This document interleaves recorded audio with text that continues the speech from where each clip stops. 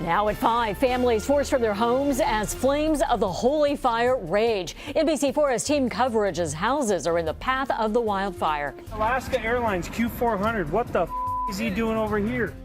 A commercial airline stolen, taken for a deadly joyride. Tonight, what we're learning about the man who may cause a scare in the sky. A car split in half in a daring rescue attempt in Victorville. The Good Samaritan who did all he could to save the victims of the crash. This is NBC4 News at 5. Hello, and thank you for joining us. I'm Kathy Varn. Hi, everyone. I'm Callins. Medina. Let's get straight to the latest developments on the holy wildfire. Evacuation orders still in effect right now. We do know more than 21,000 acres have burned. Firefighters say it is 29% contained. That's a big jump from last night. It started on Monday afternoon, but firefighters think it'll be a few more days before it's fully under control. NBC4's Jane Yamamoto right now live in evacuated neighborhoods, talking to residents who are paying very close attention to that fire. Jane. Yeah, that's right, McCullough. We are just north of Glen Ivy Hot Springs, which remains under mandatory evacuation tonight. And just in the past 2 hours, we have seen a steady flow of fire engines and heavy equipment coming out to this section out here. And this is the reason why they are working on trying to stop the flames along that ridge from moving further north. If it pushes further out here, residents will be forced to evacuate. Helicopters part of the air attack hitting the fire from above. On the ground, hand crews continue battling the blaze in hot, humid conditions. The out-of-control wildfire began Monday in the Cleveland National Forest's Holy Jim Canyon. Now, day 6 of the holy fire tearing through 2 different counties overnight, growing to just over 21,000 acres. This was the scene last night when hot spots flared up, moving directly in front of the Glen Ivy Hot Springs. Nearly 70 acres of property still evacuated, but nearby Trilogy resident Steve Ross is now concerned it's moving down the hill. Well, we have some slight concerns because we've been coming up here every night kind of watching the progress of it. And for last night, it was quite the epic sight, if you can see all the fires. And this morning, as you can tell right now, the wind has picked up, it's changed. It looks like it's blowing in a different direction. The conditions today are helping the firefight. The winds are a lot more mild than they've been in the past couple days. Our concern is the fact that we're exactly 3 miles from this point, our home. So we're just hoping it doesn't cross over. You got the golf course here, and then there's another golf course over here, which is the Eagle Glen Golf Course, and there's a canyon there. So hopefully that's a natural barrier. That's what we are hoping. So as you hear, lots of concern and uncertainty for the folks out here tonight in this Trilogy area. Right now, no evacuation order for the 1,200 homes in the immediate area, which is part of a senior living gated community for those 55 and over. But as you can see right now, why don't you move in over there, and Rick, if you can see, this is the big concern. The flames, they continue to move. We have seen the wind moving directions. At one point, it was coming further north. Right now, it appears to be going up, which is a good sign, but it is still a very concerning situation for a lot of the folks out here because they just don't know whether they should stay or go. Right now, once again, no mandatory evacuation order in effect out here. But we did speak to one man who is in a mandatory evacuation area. He chose to stay, and you will hear what he has to say coming up in our next hour. Reporting live from Temescal Valley, I'm Jane Yamamoto, NBC4 News. All right, Jane, we'll check back with you. Our team coverage continues now with people relieved to find their homes still standing after evacuation orders here were lifted. Now, for some, the wind actually did more damage than the flames. NBC4's Christine Kim spoke with returning homeowners. And I want to show you just how strong these winds were. The homeowners tell me the barbecue grills and this heat lamp, they were actually up right against the wall of this home right here, and the winds were so strong, they threw them all the way around the backyard. We're thinking it was pieces of the fence from that neighbor 2 houses down actually flew and punctured through the house and went into the drywall. So there's a huge crack in the drywall on the inside. Windows broken, holes on his wall, not to mention the fence all around his backyard in shambles. This is what Tyler Carrington returned to this morning. His house along Echo Canyon Court spared by the flames, but he and his neighbors saw firsthand what the extreme fire behavior and the Lake Elsinore effect can do. A strong downdraft with winds strong enough to take off the roof tiles of homes. Carrington says this is what it looked like when he and his family evacuated on Thursday. He watched from security cameras as smoke filled his home and saw firefighters at his house and his neighbors to save them from the flames. It's nice to see that your home's still there. That's all I'm happy about right now. Oh, relief, utter relief, because it was bad when I left. because I thought it honestly was gone. A common feeling for those returning to this Horseleaf Canyon neighborhood. We saw a fence torched, a tree that caught fire, but ultimately firefighters were able to spare these homes. Some residents came home to find their neighbors' belongings on their property. Right behind me here, this trampoline, I'm told, was in the backyard of his neighbor's house, one house over. Reporting from Temescal Valley, I'm Christine Kim, NBC4 News. Christine, thanks so much. We want to take you back out to Orange County live right now. This is another look from the Temescal Valley area where you can still see lots of smoke there in the air from the holy fire. NBC4's meteorologist David Bigger tracking how weather conditions are factoring into this fire battle. Yeah, and I think, Mac, it's actually a pretty good day for the firefighters to be battling this fire because the conditions are definitely not really helping with the fire spread. So again, here's where the fire is happening. It's in the Santa Ana Mountains. This is the most recent outline we have of the fire area.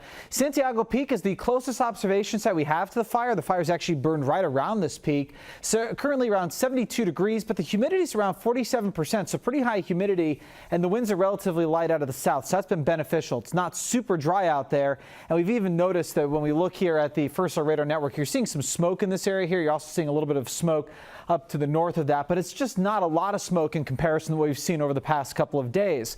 Another look shows that the smoke is blowing off into the Inland Empire. That's why we still have those smoke advisories for some of the Inland Empire cities. This time, though, it isn't blowing over the rest of the region like we were seeing a couple of days ago. You're also noticing a couple of those white puffs over the San Bernardino Mountains. Those are some thunderstorms that we've had earlier this afternoon.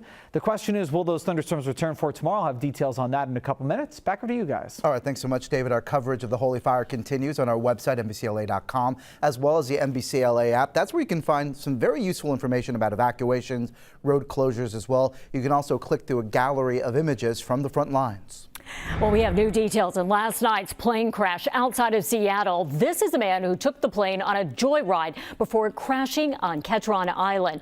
29-year-old Richard Russell was a mechanic with Alaska Airlines. He did several flips and stunts and carried on a long conversation with air traffic controllers prior to crashing.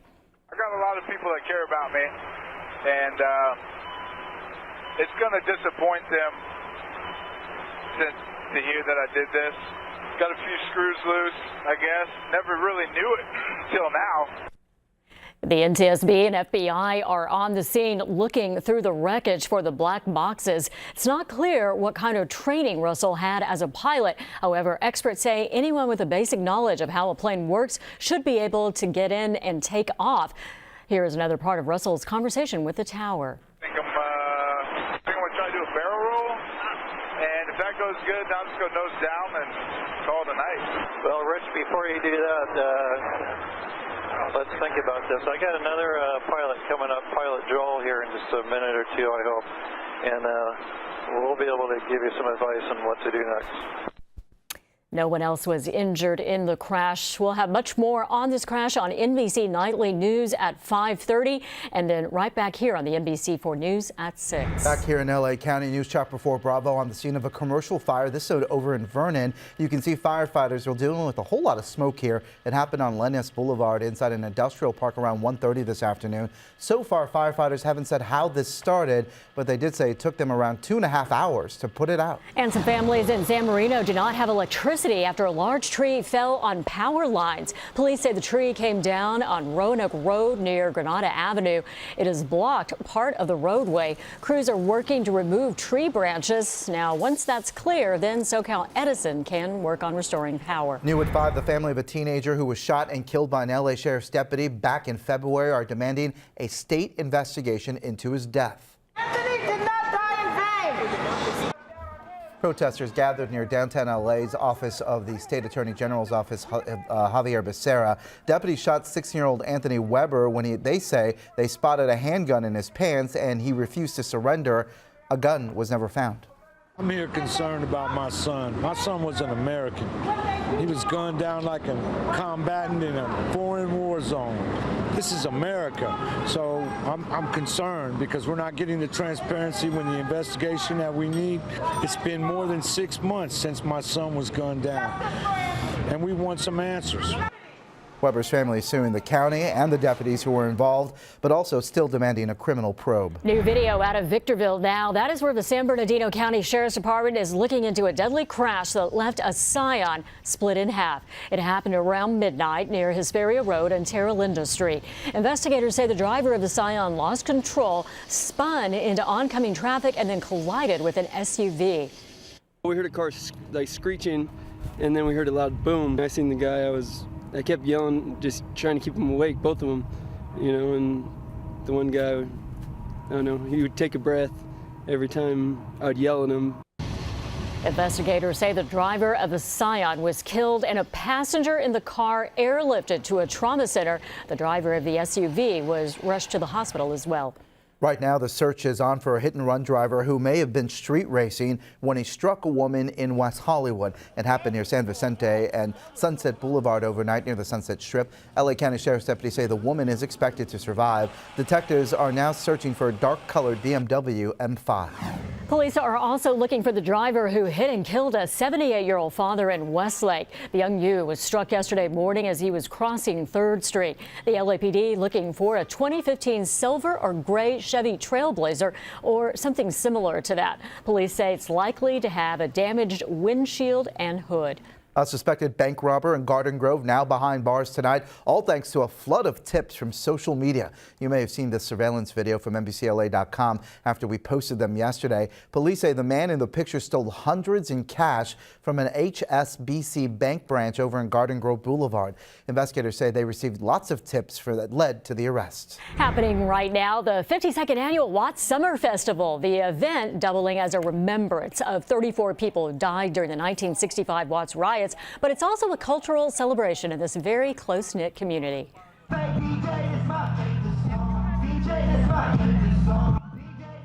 Musical performers got the crowd going today at Ted Watkins Park. This year's festival theme is Watts Pride and Still We Rise. The free event runs through 7:30 tonight and then from 4 to 6 p.m. tomorrow. Well, this store was serving up pizza, but one man wanted a little bit more than that. Still ahead, see what happened that now has police involved.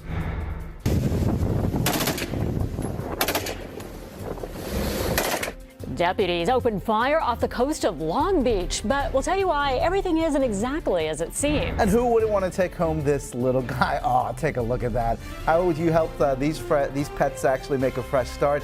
Help clear the shelters. Coming up next. New at 5, an active day for LA County Sheriff's deputies. They took their counterterrorism training to the water. The training was done by the Sheriff's Department's Special Weapons team members. They simulated what they would do if they had been had to stop an armed vessel that was trying to enter the port of Los Angeles. The activity is part of the team's counterterrorism maritime drills. Well, the inmate who was shot in the chest after he assaulted a custody assistant at an LA County Sheriff's Station is in the hospital still tonight. News Chopper 4 Alpha hovered over that station in Lakewood when it happened yesterday afternoon. The inmate's name hasn't been released, but deputies say he was being booked for stealing a car when he punched the assistant, allegedly broke her nose and grabbed her taser. An armed robber wanted more than just food when he hit up a pizza place over in Rancho Cucamonga. Police are searching for this man. You can see him on your screen there. He held up a pizza guys on 19th Street Thursday afternoon. They say he used a gun to scare the employees and then turn over cash to him. He took off in a dark-colored 4-door car, which was spotted headed east on the 210 freeway. Yosemite National Park will reopen Tuesday, 14 days after a wildfire choked the valley with smoke during the height of the tourist season. Park officials warning visitors to expect limited hours and services. Yosemite Valley and other areas have been closed since late last month, along with hundreds of campsites and hotels. The fire didn't reach the heart of the park, but it burned in remote areas and it sent up a lot of smoke. Well, one of our favorite things to do around here, is to connect with pets that need a home with loving families. And we do that with our Clear the Shelters event. And today, we got a preview of how one magical connection actually happened at an adoption in Huntington Beach. NBC4's Hetty Chang was there.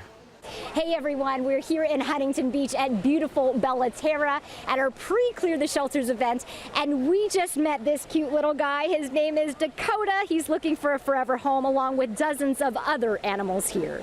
Saturday morning started bright and early for dozens of pet lovers and those looking to become new pet owners. Congratulations. We got a new family member, and it's unreal. For Grace Cho and Nin Kang, the pre-planning paid off.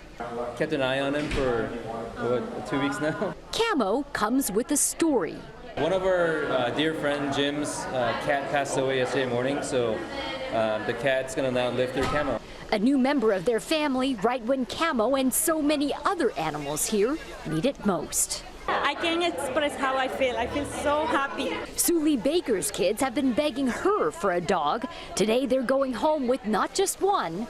Yes, because they are siblings and they don't want to separate them, you know. We want to keep them together. We met more than 30 cats and dogs today. Many of them are going home today, and that's certainly good news considering that so many of our animal shelters are in a dire situation. I'll explain in about an hour. In Huntington Beach, Hetty Cheng, NBC4 News. Hetty, thanks so much. You remember to take part in tomorrow's Clear the Shelters event as well. The NBC4 team will be at the Citadel Outlets over in Commerce for another pet adoption event. That's from 10 o'clock in the morning to 2 in the afternoon. We'd love to have you join us there and help clear the shelters. Yes, hopefully a lot of pets will get a new home. Meteorologist David Bigger here tracking your first alert forecast. Pretty nice outside right now. Yeah, it's pretty nice outside. It's a little bit cool in the past couple of days. We're going to be gradually cooling off as we go through the next few days. We're kind of finally breaking out of that high pressure pattern, but it looks like it will be around the corner to return as we head through the second half of the week. Here's what it looks like right now in Big Bear. You can see we got a couple of clouds overhead. It's kind of a beautiful afternoon in Big Bear. We did have a couple of storms though, so as you look at the satellite and radar combined here, you'll notice in the last couple of frames how we just had a couple of little storms pop up right over the Big Bear area, just to the south of Big Bear, I should say, around the San Bernardino Mountains. I think that's going to be it though for activity today and tomorrow. It looks really limited, but we still have included just the chance of maybe getting some activity in there. Let me show you what we're talking about Futurecast. We're going to start right about 8 o'clock tonight. You're noticing that we have clear skies over the entire region. Now for tomorrow morning, this is kind of interesting. Futurecast is trying to give us a little hint of maybe some low clouds for about 5 o'clock in the morning. The problem though that we have right now is because of this ridge of high pressure sitting over the west coast for so long, we've actually really warmed up the ocean temperatures, and that's leading to a very thin marine layer deck. So if we do see anything, it's going to be very patchy and it will clear out very quickly. So by the time we get into the late morning hours, it'll be gone. And then during the afternoon, we'll be watching the area mountains for the chance of maybe popping up a couple of little cells similar to what we saw today. But again, that chance is pretty low compared to the past couple of days.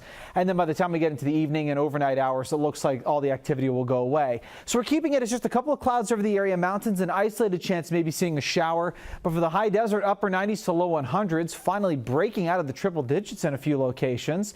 Here's what it looks like for the Inland Empire. Mid to lower 90s for tomorrow with 93 in Riverside and Ontario and 94 degrees in Lake Elsinore. For Orange County, the inland temperatures will be in the mid to upper 80s, around 89 degrees in Anaheim and Mission Viejo, 87 degrees in Irvine, 80 degrees in Huntington Beach.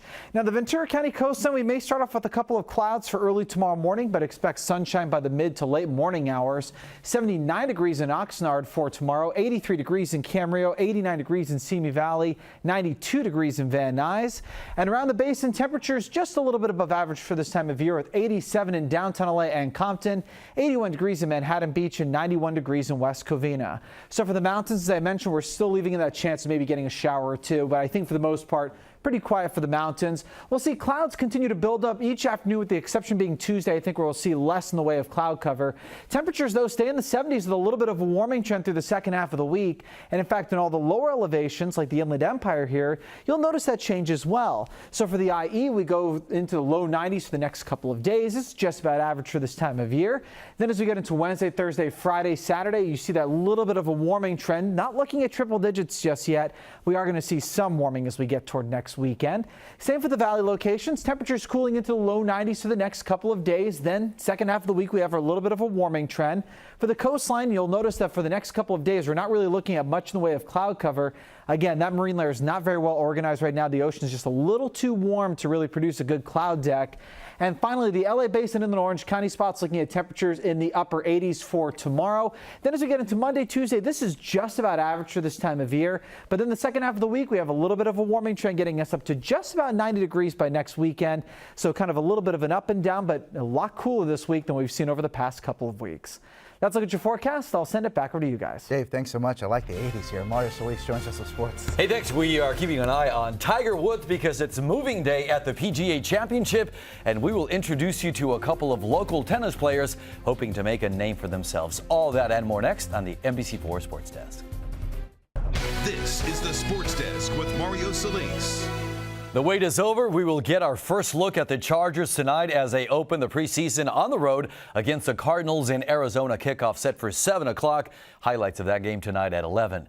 To St. Louis, Missouri for the PGA Championship. Rain halted play yesterday, so they finished the second round this morning. Third round completed about 30 minutes ago. Tiger Woods making a charge up the leaderboard. Birdies 5 of his first 8 holes. Ends up shooting a 4-under par 66. He is tied for 6th place. Shot of the day belongs to Matt Wallace here on the par 3/16. Wallace's tee shot is perfect. Check this out. Takes a couple of bounces, drops right into the cup for a hole-in-one. Wallace can't believe it. He's tied for 21st. But everyone is chasing Brooks Koepka. He birdies 5 of the first 9 holes, finishes 4 under on the day, and has a 2-stroke lead heading into tomorrow's final round. Serena Williams has often been called the ultimate women's tennis player, yet the growth of the sport among African Americans has been slow. However, there's a local tennis program that is trying to change that. Hannah Moss fell in love with the game at an early age, almost by accident. We were just like, let's go to the park, let's go play tennis. So we found some old rackets in the garage. Kent Hunter's journey on the court was a bit more planned. I actually had 2 older sisters who played. It wasn't even really popular. But my mom, she just wasn't going to put us all in different sports. And though Hannah grew up in Camarillo and Kent in Watts, they are now linked by the sport and the Pete Brown Jr. tennis program in South LA.